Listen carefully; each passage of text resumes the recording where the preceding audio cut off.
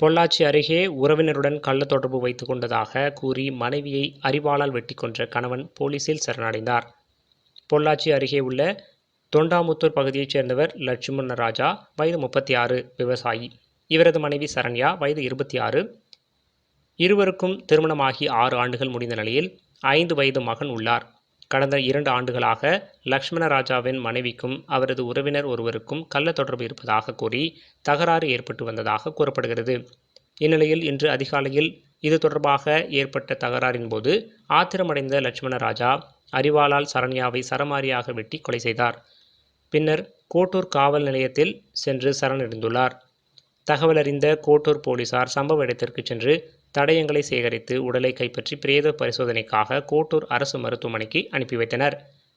மேலும் லட்சுமணராஜா மீது கொலை வழக்கு பதிவு செய்து விசாரணை மேற்கொண்டு வருகின்றனர்.